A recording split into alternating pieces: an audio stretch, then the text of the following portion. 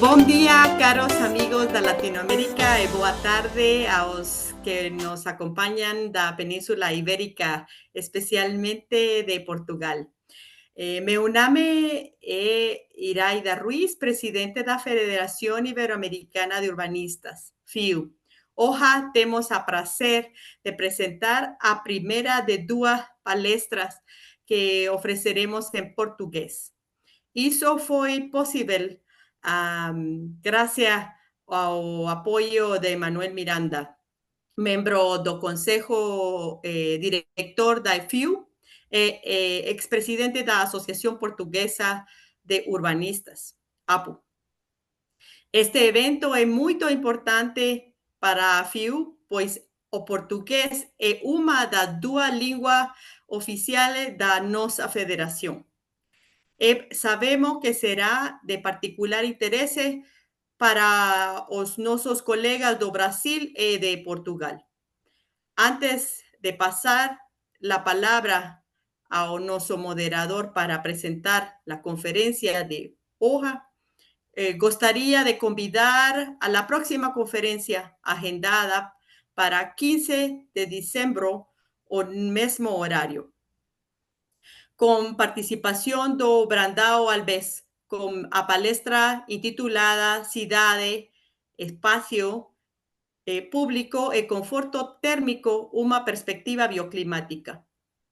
E agora, caro Manuel, passo a palavra para você apresentar nosso palestrante convidado.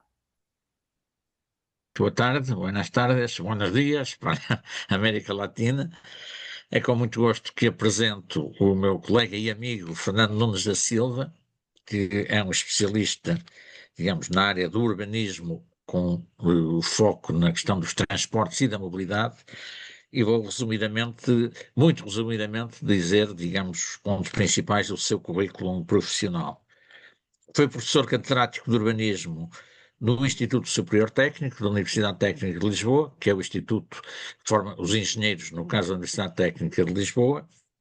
Continua a ser, já não é professor, está jubilado, continua a ser investigador no CITUA, que é o Centro para a Inovação do Território no Urbanismo e na Arquitetura do próprio Instituto Superior Técnico. É presidente da INTA, que é International Urban Development Association, no mandato 2020 a 2024, vice-presidente da RUITEM, que é a Rede Universitária Ibero-Americana de Território e Mobilidade, e é presidente de uma associação aqui portuguesa, a ADFERCIT, que é a Associação Portuguesa para o Desenvolvimento de Sistemas Integrados de Transportes. Foi membro fundador da nossa associação, da Associação Portuguesa de Urbanistas, a APU,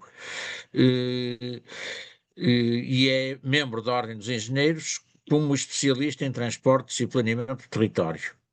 Entre 2009 e 2013 foi vereador da Câmara Municipal de Lisboa, com o pelouro da mobilidade e transportes, e continua a exercer ainda funções profissionais como consultor em vários municípios e entidades governamentais, tanto aqui em Portugal como no estrangeiro, onde também continua a exercer pontualmente docência universitária. Pronto, isto é um currículo muito resumido digamos, tudo o que é a atividade do Fernando Nunes da Silva, a quem passo imediatamente a palavra para desenvolver a sua palestra. Fernando, é a tua palavra. Muito obrigado.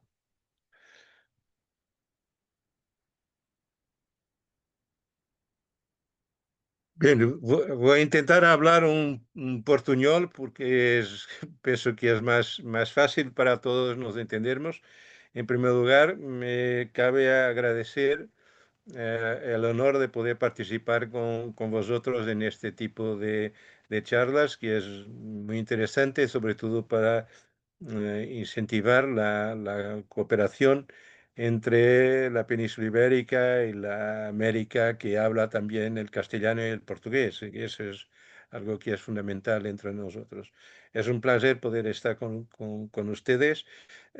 Mi presentación está un poco longa y pienso que es importante de poder haber en el final alguna posibilidad de discusión.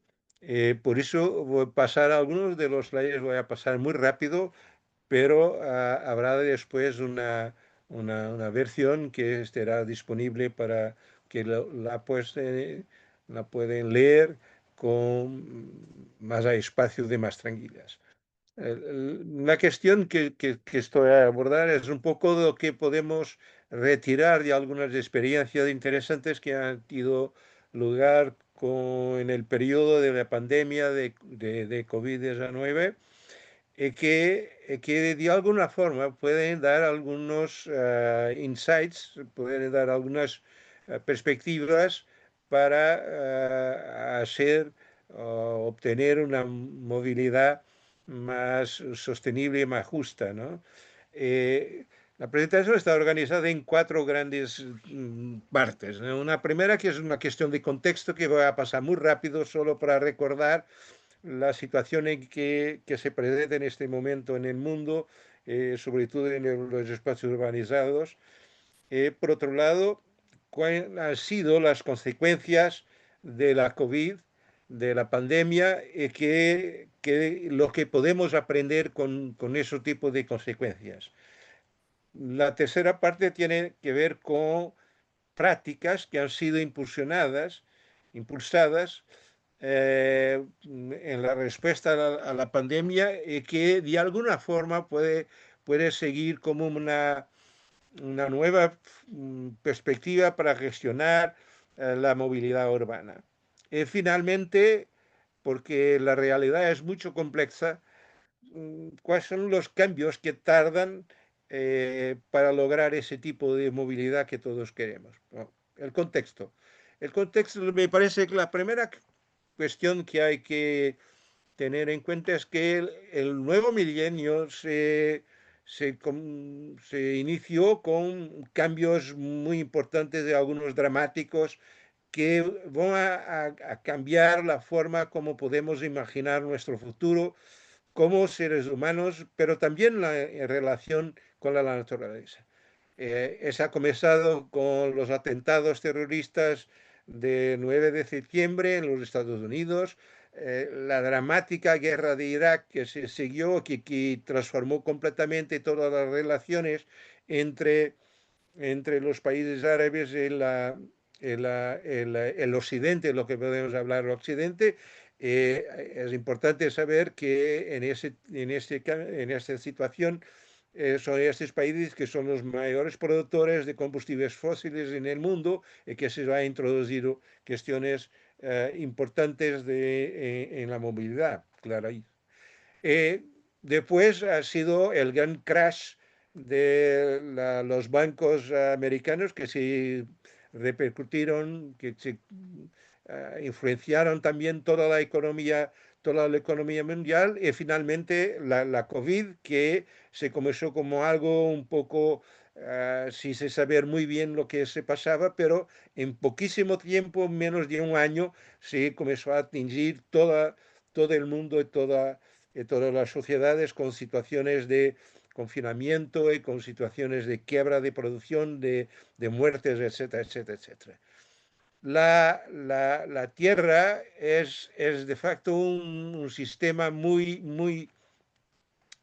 es un ecosistema frágil y con la continuación de emisiones de gases con efecto invernadero estamos siguiendo a un calentamiento global de la Tierra que se traduce después en fuegos dramáticos de un lado, por otro lado tenemos la, la lluvia muy fuerte con todas sus consecuencias, la, la emisión de poluentes de las zonas desérticas o fríos enormes.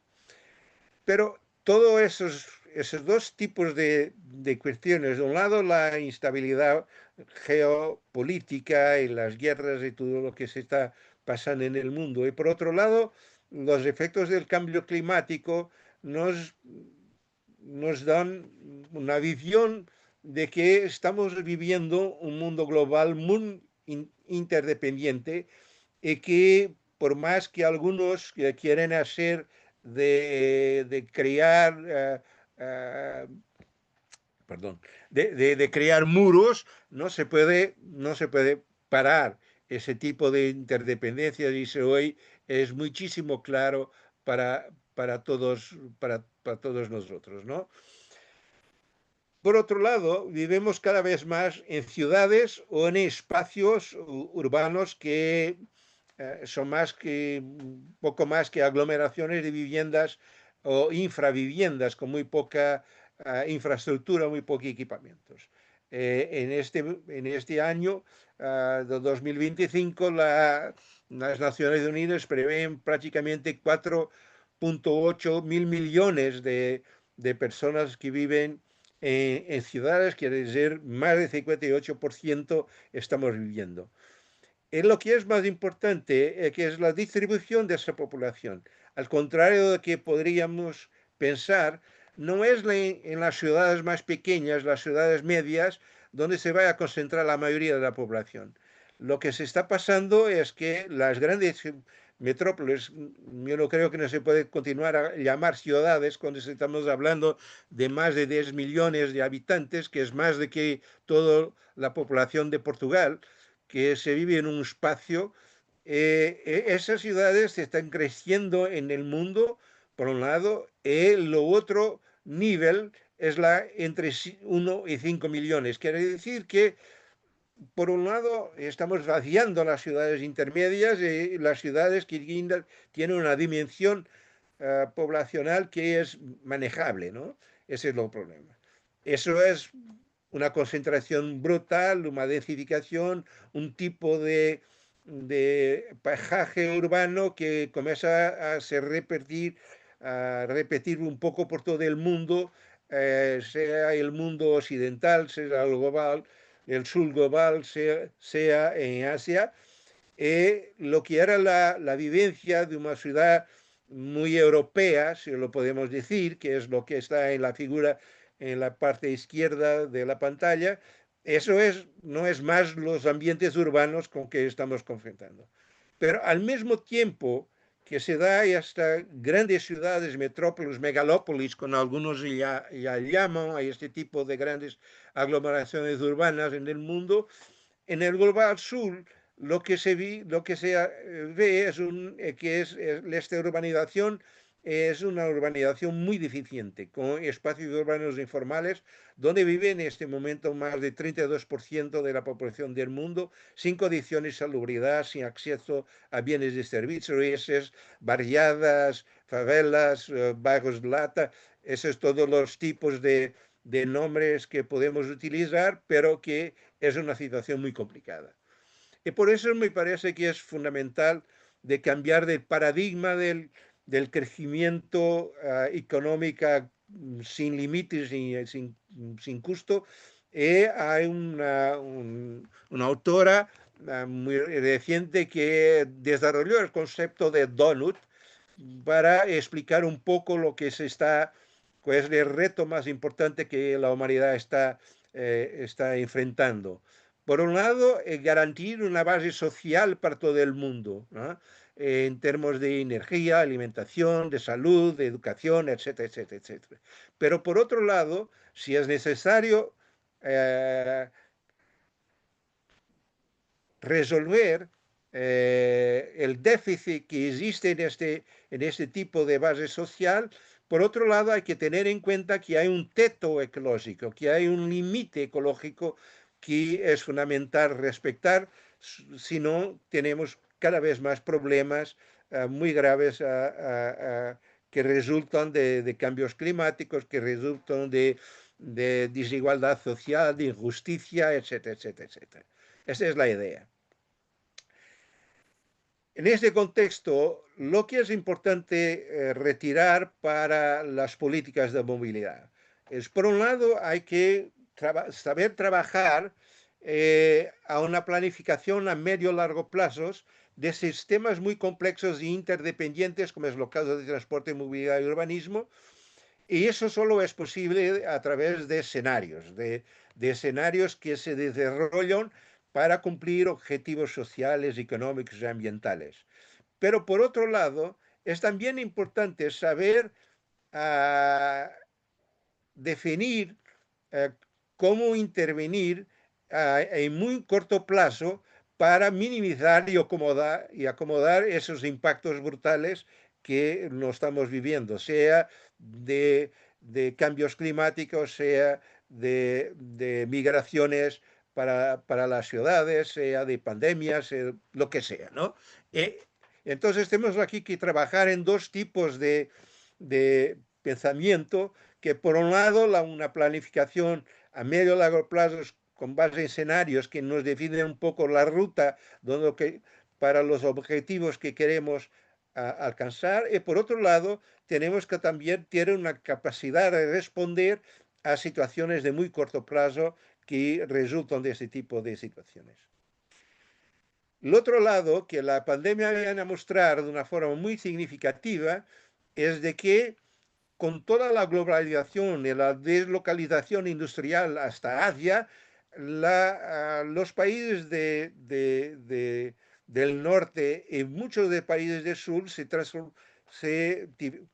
tuvieron una economía muy frágil para responder a la ruptura de las cadenas globales de abastecimiento. Y eso es una preocupación fundamental. ¿Cómo podemos disminuir estas fragilidades y retomar algunos procesos de industrialización, favorecer la cooperación y la innovación y soluciones más locales, menos dependientes de producción en espacios económicos exteriores?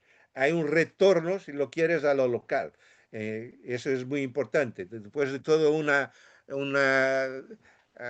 años en que el global era el objetivo principal, la globalización, en este momento se pone también como cuestión fundamental ese tipo de, de, de, de, de políticas con una preocupación regional y local que es importante. El otro aspecto que es muy interesante es que estos eventos disruptivos y globales han potenciado formas innovadoras de respuesta en corto plazo a las crisis y sobre todo que ha favorecido una aceptabilidad social para el cambio de hábitos. Todo el mundo que ha pasado por los confinamientos de la COVID se dio cuenta de que la población ha sido forzada a cambiar todos sus modos de vida en un corto plazo. Y eso es interesante porque tiene un aspecto negativo clarísimo, pero también ha aportado soluciones muy interesantes que es posible de escalar y generalizar con algunas adaptaciones en este aspecto. Segundo, yo pienso que hoy en día las personas tienen, y los políticos, al menos la mayoría, tienen una nueva conciencia social de que hay que cambiar algo, ¿no? Que no es más posible de continuar de esta forma, que no podemos estar tan frágiles en relación a lo que está pasando.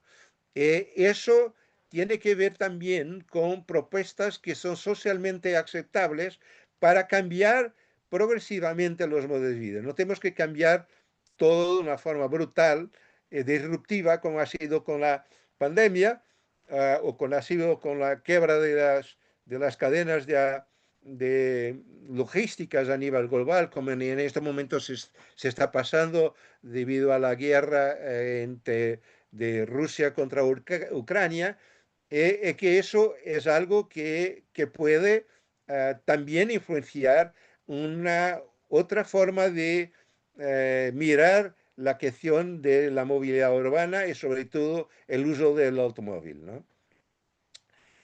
Y por otro lado, hay una clarísima idea de incertidumbre cuanto al futuro de nuestra vida en común. Y que creo que hay dos cosas que salen muy claras de la pandemia.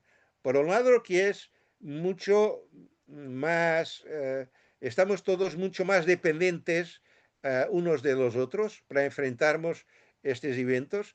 Y por otro lado, los lazos vecinales, la ayuda mutua ha sido un aspecto muy interesante durante la pandemia para para minimizar algunos de estos efectos en situaciones críticas do punto de vista de edad, do punto de vista de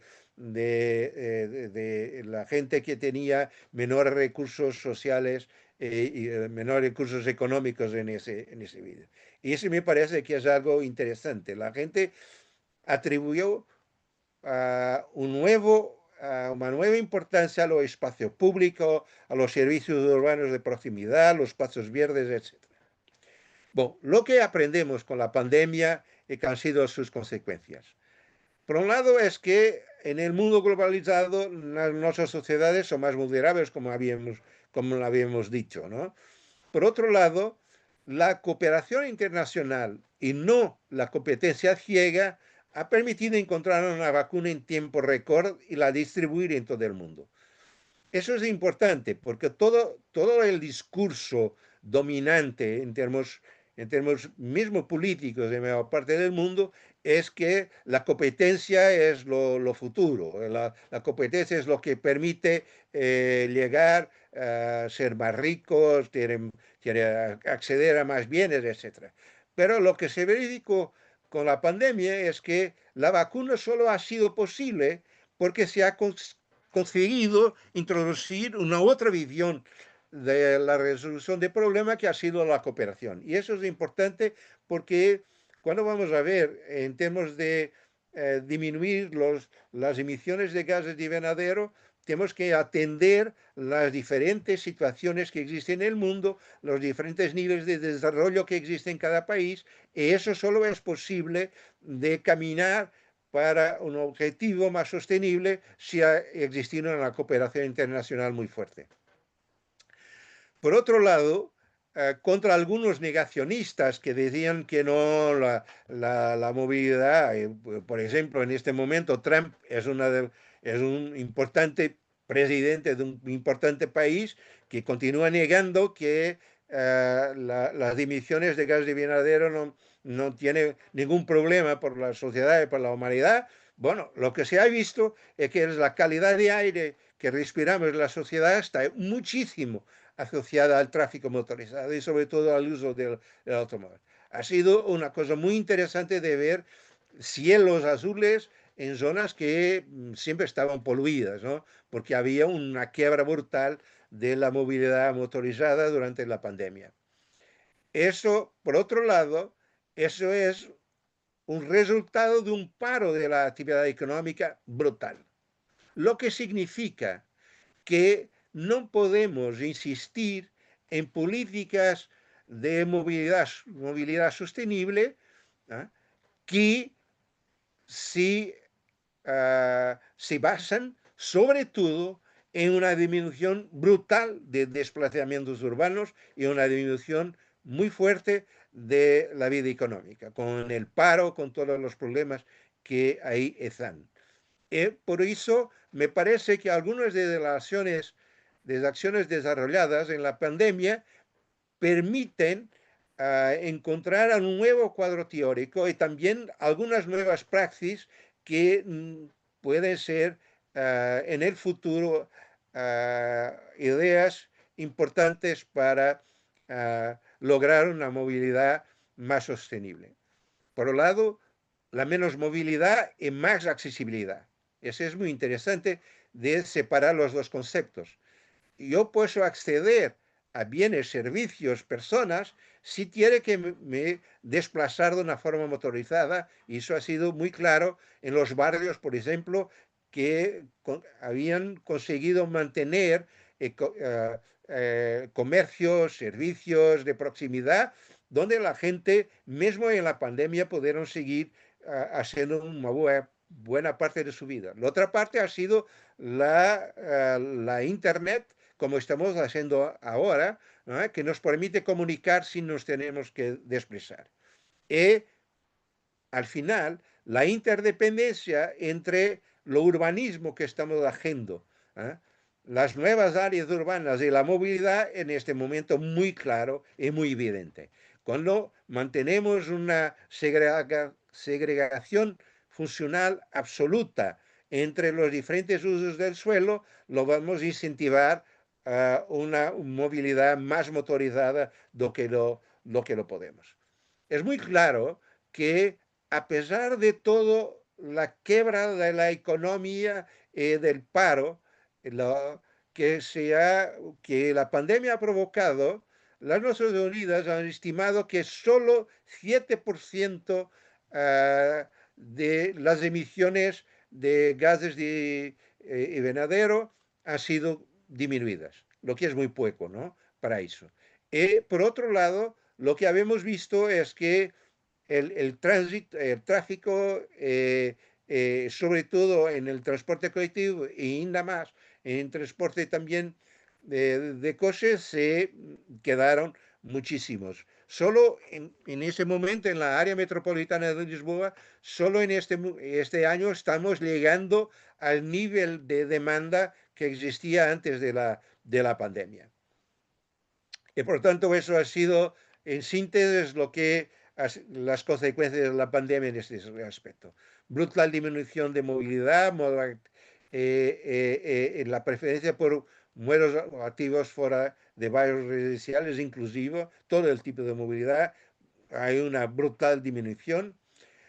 Una segregación social respecto al uso de modos de transporte, porque la gente que no tenía el coche, que tenía que trabajar en su sitio, tuvieran que utilizar transporte colectivo por veces en situaciones muy complejas, muy malas en términos de contaminación, en cuanto a que todos los otros lo utilizaron el transporte individual, ¿no? Pero como positivo lo tenemos lo teletrabajo, que un porcentaje entre 25 y 35% de los trabajadores de la región metropolitana de Lisboa, sobre todo en el sector terciario, que optaran por trabajar a partir de casa, y eso ha sido importante, lo que introduce también algunas medidas para reflexionar sobre lo que es la habitación del futuro que tenemos que tener, ¿no? Y por otro lado, la enseñanza que se utilizó muchísimo la videoconferencia porque no, las escuelas, las universidades estaban cerradas, ¿no? El último punto tiene que ver con nuevas formas de comercio, sobre todo online y de logística urbana. La redescubierta de que la importancia del comercio, de pequeño comercio de barrio, de pequeño servicio de barrio, eso era muy importante, que siguieron funcionando durante toda la pandemia. Y por otro lado, en términos de salud, por un lado, las consultas médicas que se han hecho por videoconferencia, y por otro lado, los sistemas de servicio a domicilio, incluso con movilización comunitaria para atender a las personas viejas o con problemas de movilidad o que tenían que continuar a tener uh, atendimiento médico para, para continuar a vivir, ¿no? Y esos son algo interesantes. Francesc Ventura, un colega de RITEM muy interesante que trabaja en Barcelona, le dice, bueno, muy bien, pero tenemos que responder a unas 3, 4 cuestiones importantes. Si queremos continuar a utilizar el transporte colectivo como ahora, que en la hora de pico está muy congestionado y que la gente tiene miedo de continuar a hacer cada vez que hay alguna alarma sobre alguna pandemia o algo así. Por otro lado, los viajes aéreos que tienen tajas de crecimiento muchísimo grandes, se va a continuar así, que es algo poluente también, y que introducen con el turismo de masas transformaciones muy grandes en nuestras ciudades. Y por otro lado, sí estamos más conscientes del cambio climático y cómo podemos retirar de eso algunas reflexiones para cambiar nuestros hábitos. Y no, en particular en lo que se pasa con la, perdón, cuando se pasa con la movilidad, lo papel de los modos activos sobre eso. Hay algunas prácticas que podemos adoptar para una nueva visión para gestionar la movilidad urbana. Lo pensamos que sí. Por un lado, es posible reducir la necesidad de desplazamientos motorizados y, sobre todo, tenemos posibilidad de aumentar el acceso a bienes, servicios y personas y menos desplazamientos para hacerlo. Lo que hablamos de urbanismo de proximidad, y vamos a desarrollar un poco estas ideas un poco más adelante, ¿no? Por otro lado, la promoción de los modos activos. Los modos activos nunca serán una alternativa global al sistema de transporte de masas, ¿no? No es posible. Cuando tenemos miles de personas que se desplazan pues, en el bus, en el BRT, en el tren, en el tranvía, no es posible de cambiar eso para ir a bicicleta, ¿no? Y por otro lado, no es aceptable en este momento que nos tenemos que desplazar más que 1 kilómetro para acceder a lo que necesitamos todo el día. Entonces hay que aquí eh, promover por un lado, pero por otro lado trabajar con el urbanismo para que estos modos de transporte activos se puedan ser una alternativa en lo que llamamos lo primer kilómetro o lo último kilómetro de un desplazamiento.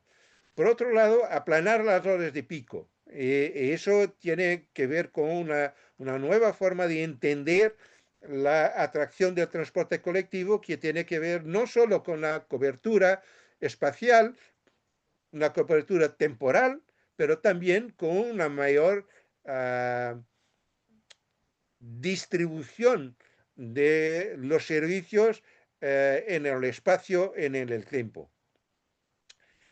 ¿Cómo se puede reducir estos desplazamientos motorizados? Lo hablamos ya.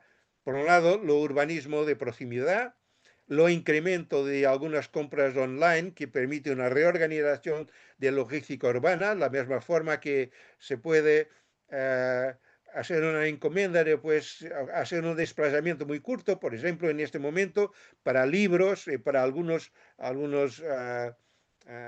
vestuario, etcétera, yo puedo encomendar online y después voy a buscar lo que ha encomendado en un comercio de barrio, ¿no? No tiene que ir a aportar a mi casa, porque en mi casa no estoy trabajando o algo así, eso se puede hacer.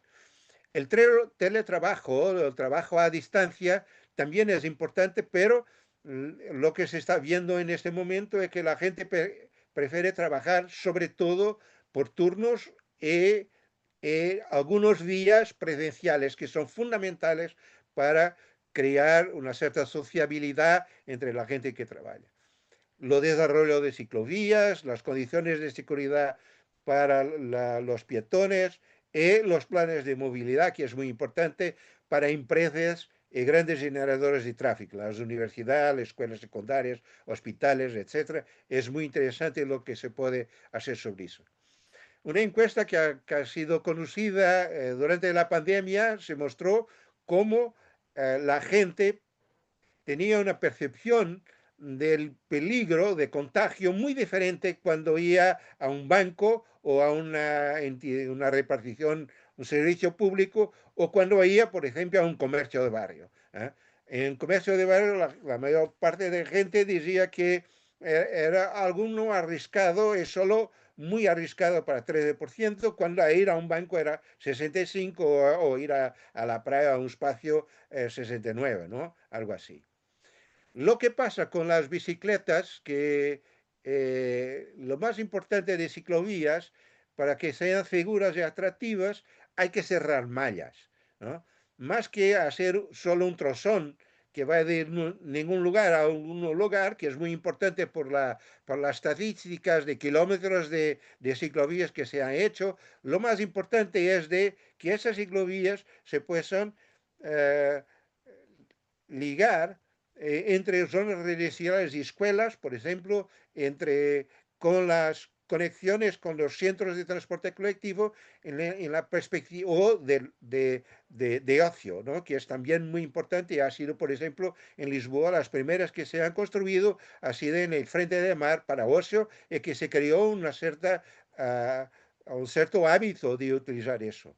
Ha sido muy interesante que durante la pandemia en ejes principales de la ciudad de Lisboa se verificó un aumento de 33% de utilizadores de bicicletas cuando se crearon vías de ciclovías muy seguras, muy interesantes, en un ambiente muy, muy importante. El otro caso, se ha desarrollado ainda antes de la pandemia un plan de accesibilidad peatonal, porque el problema de crear las mejores condiciones de seguridad y de atractividad confortables para los peatones es que la ciudad existente es inmensa. Entonces, la cuestión más importante es cómo hacerlo, cómo empezar ese tipo de plan, cómo lo vamos a concretizar por fases. Nosotros creamos toda una metodología para implementar este plan en torno de eliminación de barreras en los accesos a los transportes, a los equipamientos públicos, etcétera. Y por otro lado, también al nivel de conexiones importantes en la ciudad. Hay muy estudios interesantísimos de colegas míos del Instituto Superior Técnico que crearon un índice de caminabilidad, se llamó así, que indican cuáles son los aspectos, los indicadores que tornan un camino atractivo para lo peatón, siendo seguro que esta atractividad es muy variable en función de que estemos considerando unas personas normales, adultos, unas crianzas, personas que son viejos o personas que tienen algún problema de movilidad temporario o permanente que tenemos que atender. Y los indicadores más importantes han sido continuidad, la existencia de actividades al lado del camino, la calidad física del recorrido, el tiempo de percurso, la claridad que es de tener puntos de referencia muy importantes, la seguridad y el cumplimiento de reglamentos. Se verificó que había una relación muy fuerte, al menos en Lisboa, que se está utilizando este índice en otras ciudades a demostrar el mismo, que hay una relación muy fuerte entre estas características e efectivamente lo que la gente utiliza como caminos. En Lisboa se ha producido un cambio muy fuerte en la zona histórica de la ciudad. La ciudad de Lisboa es como Roma, la ciudad de 7 colinas, entonces tenemos desniveles muy fuertes en la parte más histórica de la ciudad. Se elaboró un plan de cómo traducir de una forma más agradable, más fácil, más adaptada a todo el tipo de peatones para utilizar más ese tipo de movilidad activa en el centro y menos en el coche. Eso ha pasado por la creación de parkings para el automóvil en la periferia con ascensores que permiten comunicar en niveles muy diferentes de la ciudad. Podemos pasar de la parte más baja de la ciudad a la parte más alta con ascensores públicos, creación de grandes espacios de utilización pública, calles peatonales, plazas peatonales, la relación del centro con el frente del mar, la supresión de algunas áreas de parking en pleno centro para crear espacios de ocio y para crear espacios de caminabilidad por los peatones, por las ciclovías mucho más interesantes. Y mismo en algunas situaciones más radicales que se suprimió una vía de tráfico para aumentar los espacios de peatones y los espacios para las ciclovías.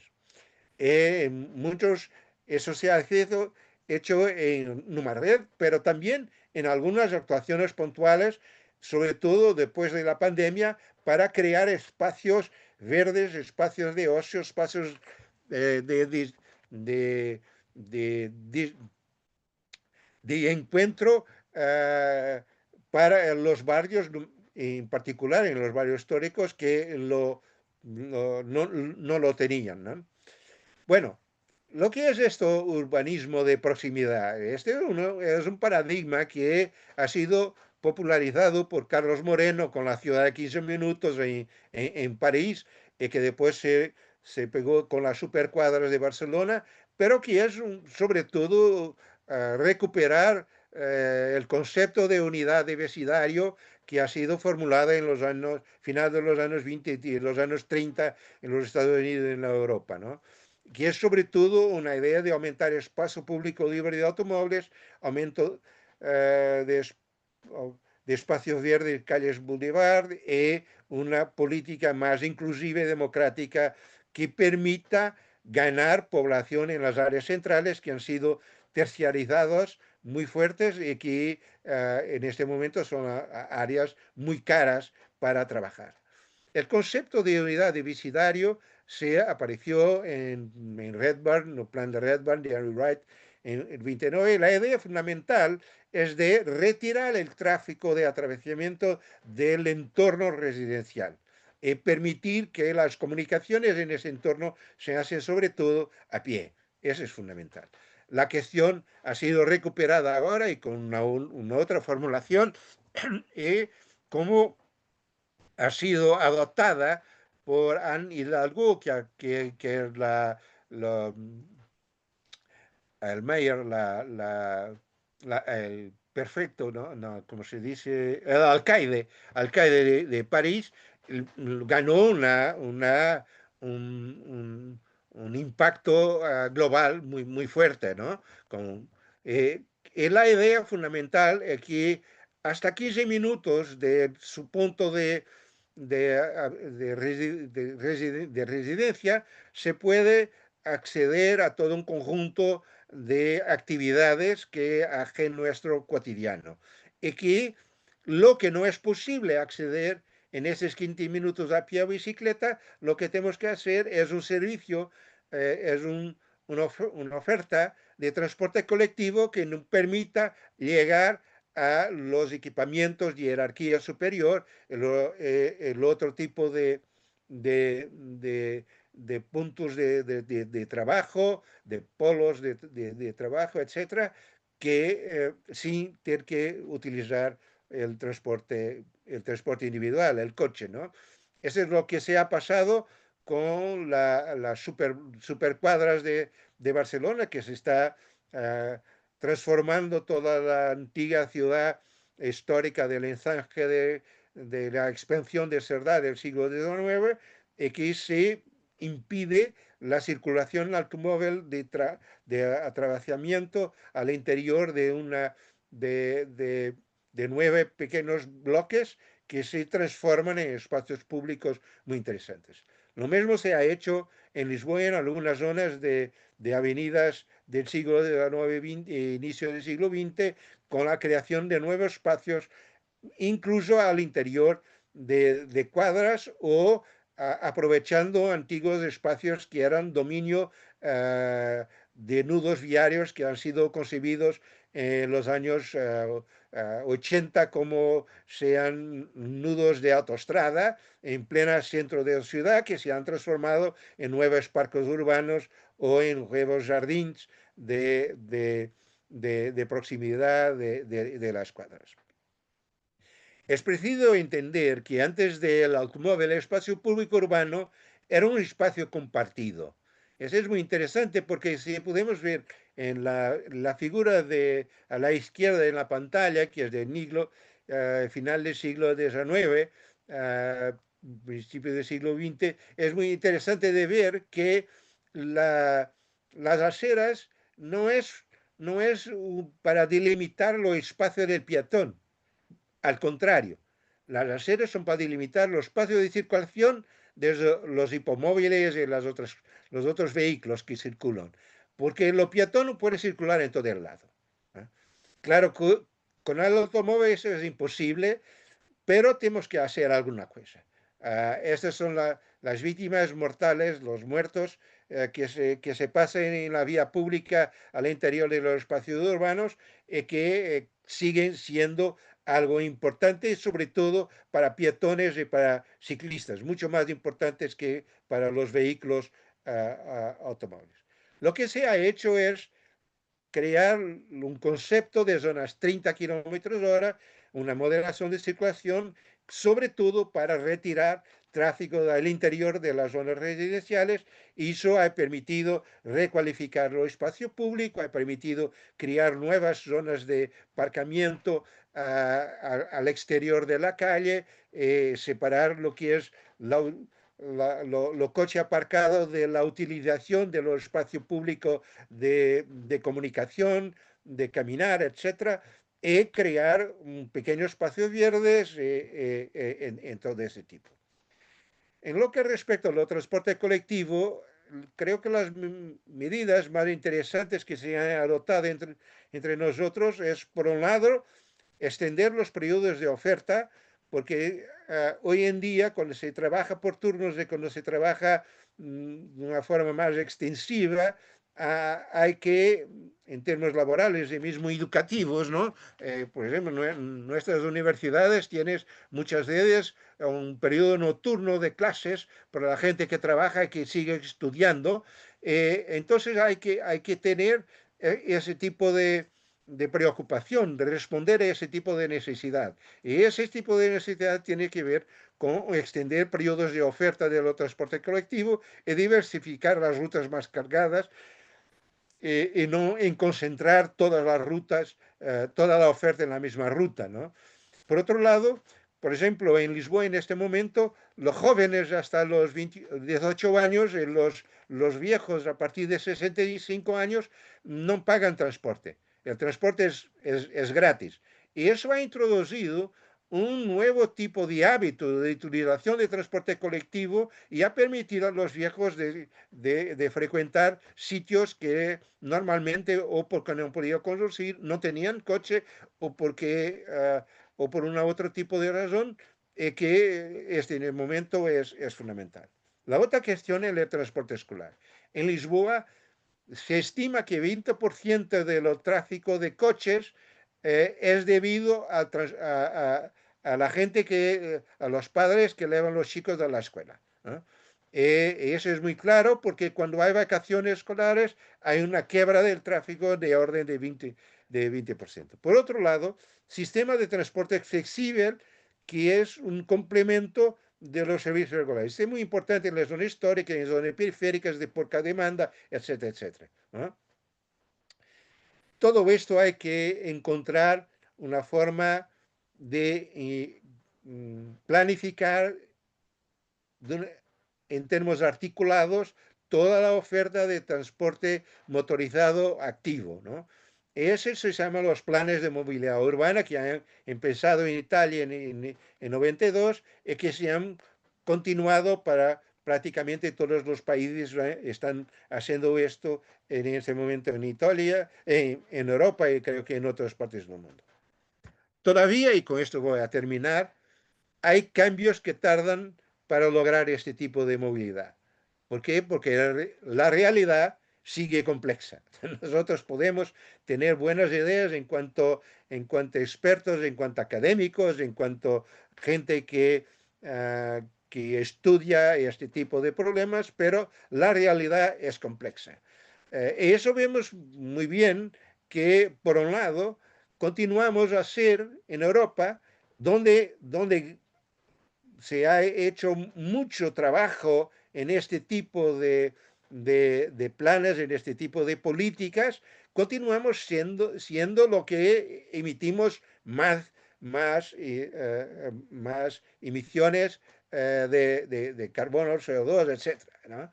Ese es muy, muy, muy fuerte, ¿no? Solo América del Norte se compara con nosotros.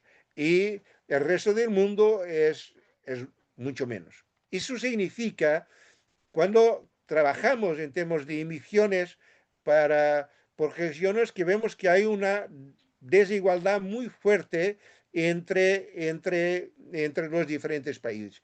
Pero, y eso es importante, es que cuando cruzamos ese tipo de emisiones con el nivel económico de la gente, considerando los 10% más ricos en cada país o en cada continente, no podemos ver que en Asia los más ricos polúen mucho más que los más ricos de Europa, y que en América del Norte es muchísimo más que todos los otros, ¿no? En Asia los más ricos siguen poluindo menos que los mayores. Este crea un segundo problema o una segunda cuestión que es muy importante, que es la equidad en el esfuerzo que hay que hacer. No más puede ser ignorada. No podemos exigir a todo el tipo de país, a todo el tipo de economía, a todo el tipo de contexto social, cultural, etcétera, que sigan lo mismo tipo de políticas. Tenemos que tener una política selectiva y por otro lado tenemos que tener una política más justa, con mayor cooperación en toda la gente. Este es gráfico, me parece muy interesante, producido por las Naciones Unidas eh, sobre datos de 2015, entonces antes de la pandemia, eso es importante, donde se ve que la gente que es lo 1% de la gente más rica en el mundo es responsable por un nivel de producción muchísimo superior a los 50% de que tiene menos income, menos. Segundo punto que es también muy importante es ser claro e evidente que mismo cuando se trabaja con los vehículos eléctricos, si tenemos en cuenta toda la vida del vehículo y todos los elementos de su producción, su pegada ecológica continúa siendo muy grande. Es claro que es mucho menor que los vehículos a combustión, pero sigue importante. Que solo a través de transportes colectivos, sobre todo eléctricos, y a través de modos activos podemos resolver un poco ese tipo de problemas. Eso ha sido muy claro en lo único estudio, una encuesta que ha sido hecha en Europa, en 7 países europeos, antes y durante la pandemia, y lo que se verificó, al contrario de lo que podíamos pensar, es que durante la pandemia la cuota modal del transporte individual prácticamente en todos los países subieron, ¿no? Subieron. ¿Y por qué? Porque lo que se pasó es que la gente que se desplazó es la gente más rica, es la gente que tenía profesiones liberales, que podía trabajar sin tener que compartir espacios con otros, o podía trabajar en casa, y eso mostró eso. Y por otro lado, se verificó que el caminar, eso sí, tiene una importancia interesante porque sobre todo en los barrios muy próximos. La situación se ve aquí a la evolución del uso del transporte colectivo en la área metropolitana de Lisboa, que es lo que se puede ver es que el transporte colectivo quebró 60%, mismo después de la pandemia, y que el uso del coche tuvo un aumento de casi 400% en 40 años. Eso es esto que tenemos que cambiar, sobre todo si tenemos en cuenta que grande parte de los viajes son inferiores a 5 kilómetros. ¿Eh? Pero esos viajes, la mitad es en transporte individual, mismo en coche. ¿No? Mismo que la distancia sea muy pequeña, entre 2 y 5 kilómetros, se continúa a ser sobre todo en coche.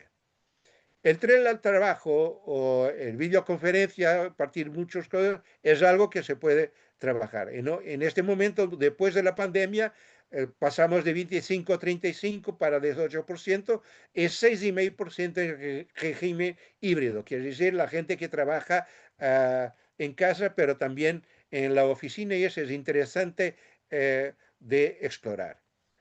Por otro lado, lo que es en el futuro la ciudad ideal, las nuevas ciudades, la ciudad de proximidad en la ciudad existente. Claro que hay todo tipo de propuestas, sobre todo en los países más ricos. Esas son propuestas para los países árabes que tienen petróleo, ¿no? Que son algo muy visionarios, en que los edificios de muy altos, tiene todo, tiene jardines, tiene oficinas, tiene comercio, tiene residencia, tiene todo, pero todo eso implica ascensores, implica inversiones brutales que no están a alcanzar, que no es posible de replicar en la mayor parte del mundo. Los chinos han sido mucho más pragmáticos en este tipo de soluciones. Lo que ha hecho es una densificación, pero manteniendo la estructura fundamental de los distritos residenciales que pasaron a ser también centralidades muy multifuncionales. Y entonces lo que tenemos es que es grandes avenidas peatonales, ¿no? que sirven edificios con comercios, con oficinas, con residencias, todo esto existe en este sitio, y después por detrás tiene todos los servicios motorizados que necesitan para poner esto a funcionar. Pero estas han sido las ideas que han sido desarrolladas en los años 40, 30 y 40 del siglo pasado, ¿no? Este es un ejemplo de un barrio de Lisboa, Alvalade, muy conocido y un barrio de suceso, que a pesar de haber sido diseñado y construido en la dictadura, y por eso tenía una segregación social, espacial muy fuerte, pero al mismo tiempo, porque los arquitectos y urbanistas eran progresistas, han conseguido crear una forma de mm, eh, potenciar la comunicación entre clases sociales. ¿De qué forma? Introduciendo los equipamientos colectivos, introduciendo los eje comercial en la zona de contacto entre las diferentes clases sociales. Eso me parece una actitud mucho más interesante que hacer condominios cerrados, que es algo que se está desarrollando muchísimo en toda América del Sur y América Central, ¿no? Otro ejemplo de urbanismo comercial en una zona residencial de proximidad que ha sido muchísimo importante durante la pandemia. Este es el barrio donde vivo yo, y que todas las oficinas y todos los cafés continuaron funcionando y eso ha sido muy útil. El problema es lo que hacemos en las zonas de no infraestructuradas, las zonas de barriadas, las zonas de habitación informal. Y me parece que hay algunas actitudes muy interesantes. No es posible recuperar todo lo que ya está construido en este tipo de barrios y mucho menos de pensar que es posible trasladar todos estos millones o 800 millones de personas que viven en el mundo en este tipo de barrios de una vez a la otra. No hay capacidad económica, técnica, etcétera, etcétera. Y sobre todo sería una ruptura social brutal en este tipo de barrios. Pero hay algunas experiencias exitosas que son importantes de ver. El programa Favela Barrio en Río de Janeiro ha sido muy interesante. Mejorar accesibilidad, introducir equipamientos colectivos, crear percursos peatonales muy interesantes, desarrollar el control de contaminación de los ríos, cursos de agua y, por ejemplo, el programa de Medellín, ya que estamos hablando también con personas en Medellín, con el barrio de Santo Domingo, el Parque de la Biblioteca de España, que es un ejemplo exitoso de conexión con los sistemas de transporte general. Y por último, la cuestión de la habitación. No es más posible continuar con esta diferencia brutal que existe entre los precios de la habitación en las áreas centrales, donde se concentra el empleo, donde se concentran los comercios, los servicios más especiales, los equipamientos de jerarquía superior, y por otro lado, aquí lo que es los salarios de la gran mayoría de las personas, ¿no? Aquí se ve lo que se pasa en la área metropolitana de Lisboa, en que en la área central se paga más que 4.000 euros por metro cuadrado, en la periferia sur 2.000 euros, pero el salario medio es 1.5 mil euros por mes en la gente. No es posible. Entonces hay que crear otro tipo de soluciones para este tipo de problemas. Entonces, la respuesta a las necesidades de desplazamiento, y con eso voy a terminar, tiene que ver con articular medidas urbanas y organización de trabajo con los diferentes modos de transporte. Por un lado, trabajar muchísimo para reducir los desplazamientos motorizados en todo el sitio y mejorar el uso del automóvil. Por ejemplo, en algunos trabajos de Francesc Ventura y Pere Macías en Barcelona, junto de hospitales, se consiguió a través de una organización diferente de las consultas, de los exámenes, etcétera, reducir en 20% la utilización de los desplazamientos motorizados, porque la gente iba un solo día para hacer muchísimas más cosas, etcétera, etcétera, etcétera.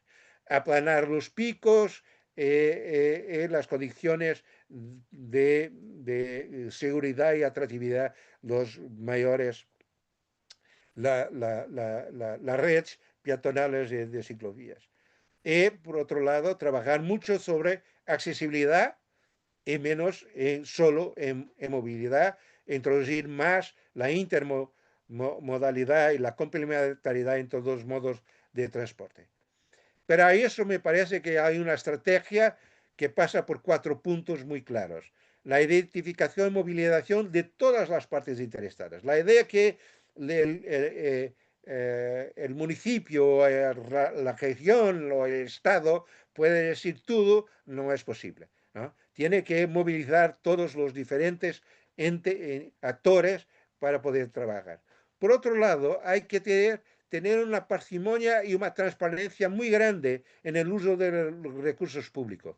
La gente no acepta más que se gastar muchísimo dinero solo para hacer bonito, ¿no? Hay que ser eficiente y tener una participación pública muy fuerte y una distribución equitativa de los esfuerzos e incentivos para el cambio. Esto significa que para nosotros los técnicos tenemos que tener un enfoque mucho más complejo no simplista, ¿no? Un pensamiento más sistémico que mecanicista, un saber adaptar a cada contexto las soluciones que son más aceptables desde el punto de vista social y económico. Y por otro lado, trabajar a diferentes escalas temporales y espaciales. Esto tiene que ver con aprender con las experiencias exitosas que la pandemia reveló. Esta que aquí está en portugués. Lo voy a traducir después.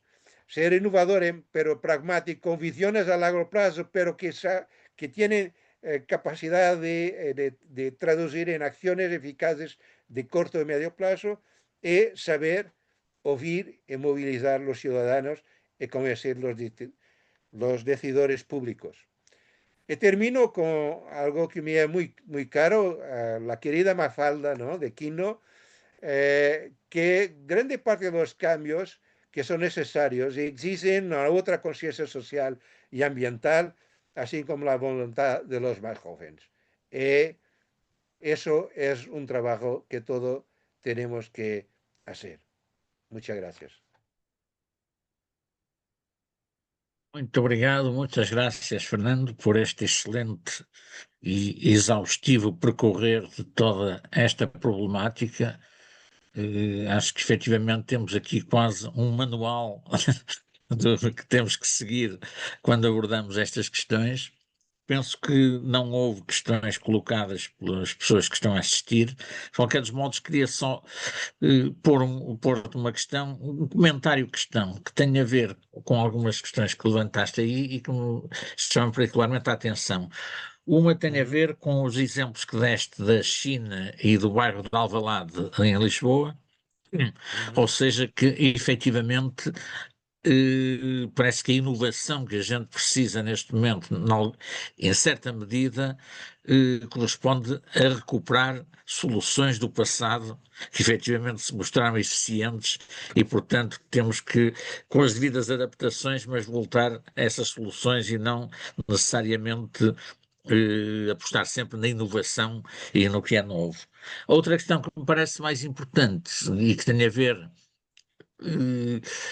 obviamente isto na Europa ainda é mais forte esta questão, porque nós temos cidades muito estabilizadas, não temos grandes crescimentos de expansão, mas também na América do Sul a questão se põe, não tendo o mesmo contexto, mas também no aspecto que colocaste dos bairros degradados, infraestruturados, favelas, etc., isso tudo, e com a quantidade de pessoas que tem, que efetivamente também aí, infelizmente, são situações estabilizadas ou pelo menos que vão durar muito tempo, não é? E a questão que eu punho é que penso que ressalta de toda a tua intervenção é que, efetivamente, a maneira de atuar tem que ser muito incremental. Temos que ter perspectivas a prazo, estratégias, mas a atuação tem que ser por pequenas intervenções, aquelas que são execuíveis no curto prazo, que dão respostas imediatas ou melhorias parciais imediatas, mas isto por ser a maneira mais execuível e também, até do ponto de vista financeiro, também mais execuível do ponto de vista financeiro. Efetivamente, com as restrições e os problemas que temos hoje em dia de, de- de recursos financeiros, efetivamente as pequenas intervenções façam a diferença. Penso que passa muito por aí, mas gostava que comentasses este meu comentário no sentido de ser escrito em relação a ele ou não, ou o que é que isto Ah, te apraz dizer. obrigado, Manuel. Agora já posso falar em português, em vez do portunhol. Eh, Duas coisas, uma que chama a atenção. Eu penso que sim, eu penso que, aliás, o grande sucesso do Carlos Moreno foi exatamente perceber Exato, que o conceito de unidade de vizinhança era um conceito extremamente útil para atuar na cidade existente. Não é? Para atuar exato. na cidade existente. E foi esse o grande esforço, e foi isso que permitiu à Anne Hidalgo ganhar a seguir as eleições, as eleições seguintes com maioria absoluta, etc. Uh, Porquê? Porque todo o esforço que foi feito na altura não foi só uma intervenção ao nível de retirar automóveis e favorecer os espaços públicos, etc., qualificar os espaços públicos, foi políticas de reabilitar bairros, não é? Com uma intervenção muito forte em termos de promoção de habitação pública, por um lado, utilizando terrenos vagos, utilizando, em alguns casos, por exemplo, antigos parques de autocarros em zonas mais ou menos centrais, que deixaram de fazer sentido, etc. E, por outro lado, e, por outro lado, uma política de apoio à instalação de comércio e serviços nesses bairros. Muito interessante. Em que a Câmara, inclusive, chegou a comprar espaços vazios de lojas, etc., para promover isso. Não é? Bom, e eu acho que o grande desafio, quer dizer, hoje em dia nós já não podemos uh, uh, fazer novos alvalados, chamemos-lhe assim. Bom, podemos é evitar que se façam coisas completamente segregadas, não é? E infelizmente, em algumas propostas que nós temos visto nos bairros mais recentes, parece que não se aprendeu nada com o passado, não é? Portanto, eu acho que isso é uma coisa. Mas o grande esforço é exatamente ver como é que é possível na cidade existente, né, nós introduzirmos pequenos uh, usos, né, introduzir novos usos que a pouco e pouco vão criando uma certa dinâmica local que é importante. E isso vê-se, isso tem muito a ver com funcionamentos do mercado e tem muito a ver com a posição pública face a isso. Se ao deixar andar, o que vai acontecer é que rapidamente esses bairros se gentrificam, rapidamente o comércio local desaparece para aparecer o comércio virado para mais especializado ou para os turistas, por exemplo, não é? Que é o que aconteceu em muitos casos, e, e perde-se essa mistura e essa, quer social, quer do ponto de vista económico. Portanto, é um esforço muito grande. Outra coisa é aquilo que eu não apresentei aqui, mas que fizemos em Lisboa, com o chamado Lisboa Porta a Porta, quando a Carrispers, que estava na altura da Troika, ia ser privatizada e, portanto, estava a reduzir imenso a oferta, particularmente nos bairros mais antigos, que a procura era relativamente pequena, e a Câmara avançou com um serviço de transporte próprio, porque a Carris não quis fazer, com um serviço de transporte público em mini autocarros, gratuito, que servia no interior do bairro tudo aquilo foi articulado com as juntas de freguesia, que o próprio planeamento das rotas, etc. Servia o quê? A junta de freguesia, o centro de saúde, o correio, o banco, a creche jardim de infância ou a escola primária, porque muitas vezes os avós é que podiam levar as crianças à escola, o jardim, pronto, o mercado, e, portanto, e com base nestes pontos, não é, que estavam por vezes mais longe do que andar a pé para as pessoas que já viviam naqueles bairros, isto permitiu fazer esses 15 minutos, não a pé, porque as pessoas já eram mais velhas, mas coisas. Noutros casos foi introduzir circuitos de bicicletas ou alargamento de passeios que permitiram as pessoas mais facilmente chegar aí. E eu acho que são essas medidas que são muito importantes. Aquilo que disseste do incremento é fundamental. E eu dizia que é tão fundamental não só para resolver os problemas daquelas imensas zonas completamente degradadas, etc. Mas, e isso é que eu acho que o Favela Bairro veio demonstrar, é que a partir do momento em que tu e a Medelinha com o teleférico, isso aconteceu na mesma, a partir do momento em que tu resolves o desencravamento em termos de acessibilidade do bairro, a Favela Bairro o que fez foi ou elevadores, ou percursos pedonais, ou escadas, etc., que rasgaram o interior da favela, das barriadas, como dizem na América do Sul, e ligou isso a polos de transporte. Em Medellín, o teleférico termina na gare de trem suburbano, de comércio suburbano, e, portanto, isso foi um elemento fundamental. Em cada estação e em cada ponto de contacto com o resto foram criados equipamentos, e foram criadas lojas, e foram criados serviços. No início, com um grande apoio público, para levar as pessoas para lá, depois aquilo criou a sua própria dinâmica, não é? E as próprias pessoas começaram a adaptar algumas daquelas zonas envolventes para fornecerem comidas. Porquê? Porque eram pontos de concentração e pontos de passagem. Uma das coisas que a gente sabe muito bem é onde passa mais gente, atrai mais comércio, atrai mais serviços, porque são mais visíveis e as pessoas... Pronto, a procura, a oferta responde aí à procura. Portanto, o incremento é extremamente importante por razões financeiras, mas também por uma outra questão. É porque a mudança de hábitos é um processo lento. As pessoas, nós, normalmente engenheiros e urbanistas, e até os arquitetos mais ainda, esquecem muito isso, acham que a partir do momento que o projeto está feito, as pessoas vão logo utilizar aquilo da maneira como nós pensávamos que eles iriam utilizar. Não é verdade. As pessoas demoram tempo a mudar os seus hábitos. E, portanto, o incremento também tem essa vantagem. Tem a vantagem das pessoas, a pouco e pouco, se irem apercebendo da diferença e vão adotando. E, por outro, ganham socialmente e ganham os políticos que decidem. Porque as grandes transformações não são compatíveis com calendários de 4 em 4 anos. Não é? E, portanto, se eu consigo traduzir uma visão de longo prazo e um plano de longo prazo em ações que são inauguráveis e que são postas a funcionar num calendário de 4 anos, começa a ganhar também, do ponto de vista político, os decisores. E isso é extremamente importante. Portanto, se quiseres, aquilo que tu disseste, o incremental é financeiro, é social, é cultural, é económico e é político. É fundamental. Muito bem. Pronto, portanto, estamos a terminar mais esta conferência. Penso que posso falar em nome do Nunes da Silva, também para agradecer a todos que estiveram a acompanhar o público esta conferência. Obviamente agora, em nome da FIU, agradecer ao Fernando Nunes da Silva esta excelente palestra que é um prazer.